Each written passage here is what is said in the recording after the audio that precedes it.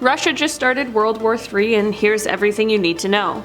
All eyes are on Ukraine, as just hours ago, while Russian President Vladimir Putin actively denied an invasion into Ukraine, he also was authorizing a quote special military operation and began sending troops and airstrikes into Ukraine. We've been watching these tensions rise, and it's led up to this moment for weeks and months, so let's take a step back and review the timeline that really led us to this point. While we could really go back quite far, let's take it back for now to 2013.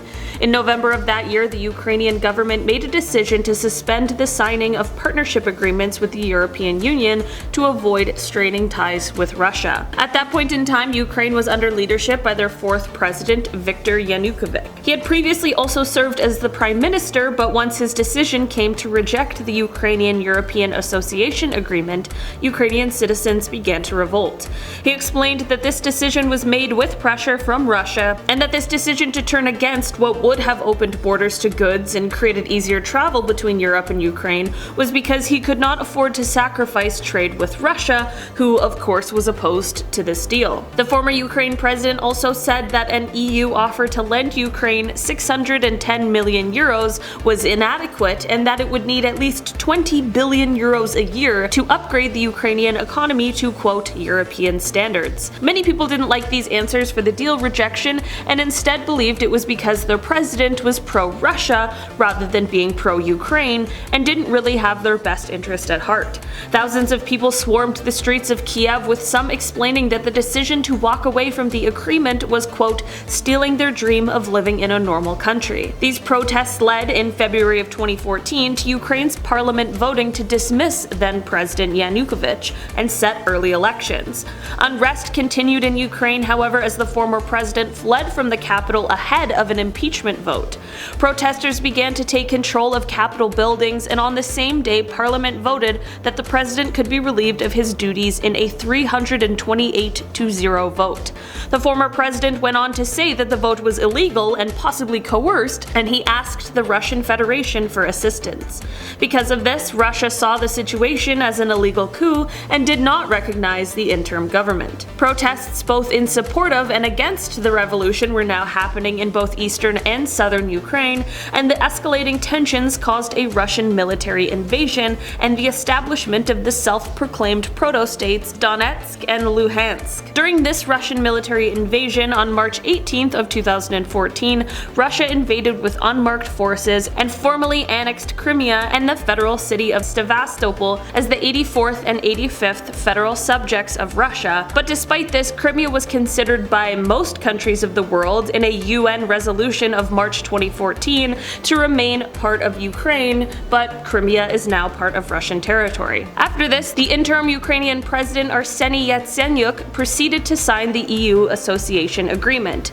After this, in a landslide election, Ukraine welcomed a new president, Petro Poroshenko, and in September of 2014, he and local armed groups in eastern Ukraine signed a series of agreements, the first being the Minsk Protocol, which was essentially a ceasefire with Belarus. This seemed like an important step forward because it saw representatives from Ukraine, Belarus, Russia, and the Organization for Security and Cooperation in Europe all speaking and having talks about possible solutions to the crisis. This new Ukrainian government also went on to restore the 2004 amendments to the Ukrainian constitution that were deemed unconstitutional in 2010 by the former government, and initiated a purge of civil servants who were associated with the former regime. In December of 2014, the Ukrainian parliament renounced Ukraine's non-aligned status with the aim of deepening the connection and relationship with NATO, and by February of 2015, leaders of Ukraine, Russia, Germany, and France all announced a new peace deal with Minsk. This brings us to just a few years ago in 2019, when the Ukrainian parliament passed a constitutional amendment stating Ukraine's commitment to joining NATO. This was announced much to the dismay of course, Russia. While this was the next major step in the timeline of the Russia-Ukraine conflict, it is important to note that throughout this entire time, there has been conflict and unrest in eastern Ukraine. Since the fighting in Ukraine began, Russia has been denying any sort of responsibility and has been claiming to be an active bystander rather than actually being a party to the conflict.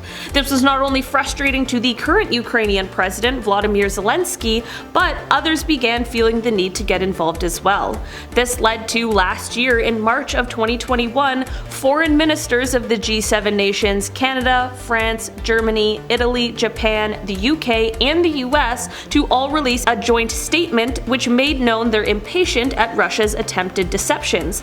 The statement said, quote, "Russia is a party to the conflict in eastern Ukraine, not a mediator." In November of last year, satellite imagery was showing a new buildup of Russian troops on the border of Ukraine, and Kiev was giving news that Moscow had mobilized 100,000 soldiers with tanks and other military hardware. By December 7th, 2021, US President Joe Biden was warning Russia of the impending and sweeping Western economic sanctions that would be imposed should they choose to go ahead with the Ukraine invasion. On December 10th of 2021, the Russian Foreign Ministry demanded, quote, legal guarantees that NATO wouldn't expand eastward, and by the 17th, they had presented detailed security demands to the West, including that NATO ceases all military activity in Eastern Europe and Ukraine, and that the alliance never accept Ukraine or other former Soviet nations as members. This now brings us into January of 2022, with both the US and Ukrainian presidents speaking on the phone about how the US will intervene should tensions continue to rise. All the while, troops are lining up at the border. Putin is swearing that no invasion is going to happen. He's actually mocking Western society as he does it.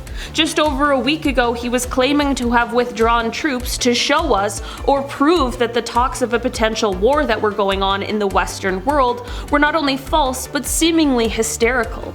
The Foreign Ministry spokeswoman Maria Zakharova said herself, quote, February 15th, 2022 will go down in history as the day Western war propaganda failed, humiliated and destroyed without a single shot fired. And a spokesman for the Russian government asked reporters if the, quote, exact time of the start of war had been published. Everything coming out of the mouths of officials in Russia was a direct contrast to what we were seeing on the ground actively. This has all brought us to what has happened in the last few days. On February 21st, 2022, the Russian Security Council held a meeting where Putin signed 2 decrees recognizing Lugansk and Donbass as independent and sovereign states, and at a ceremony held in the Kremlin, he also penned the Treaty of Friendship, Cooperation, and Mutual Assistance between Russia and the 2 regions. Throughout this, many UN representatives urged for both, quote, peaceful settlement and, quote, reasonable solutions. Today, on February 24th, 2022, Putin went forward and authorized a, quote, special military operation in Donbass.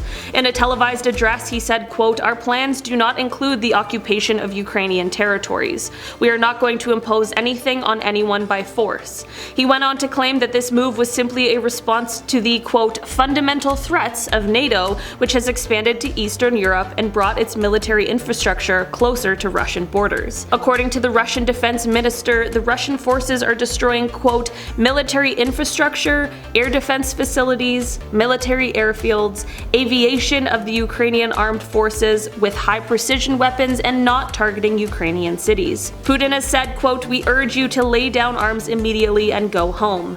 I will explain. All servicemen of the Ukrainian army who comply with this requirement can freely leave the area of military actions and return to their families. But he also urges others not to intervene, saying, quote, whoever would try to stop us and further create threats to our country, to our people, should know that Russia's response will be immediate and lead you to such consequences that you have never faced in your history. We are ready for any outcome. That is exactly why the situation is both extremely precarious and terrifying. Putin also claimed that the goal of this invasion was the demilitarization and the, quote, denazification of Ukraine. This came as a shock to Ukrainian President Zelensky, who asked just hours earlier how a people who lost 8 million of its own citizens fighting Nazis could support Nazism. Also, as a Jewish man himself, he asked, How could he be a Nazi? Right now, the invasion appears to be happening by land, sea, and air. Zelensky has said in a tweet that, quote, Russia has embarked on a path of evil, but Ukraine is defending itself. Ukraine has now imposed martial law and severed all diplomatic relations with Russia, saying that weapons will be given to anyone who wants them. In opposition to the claims from Russia of only attacking military bases, so far dozens of people have been killed, including civilians. Right now, a number of NATO allies who share borders with Russia have agreed to launch consultations under NATO's Article 4 under the Defensive Alliances Treaty. Estonia's prime minister said, quote, Russia's widespread aggression is a threat to the entire world and to all NATO countries. Many leaders are speaking out to support Ukraine and condemn Russia, but it has become clear that words and sanctions, and even the threat of continued and harsher sanctions, aren't enough. It certainly is tough to say what exactly is going to happen from here, but the truth is that right now, the future is very uncertain and absolutely terrifying.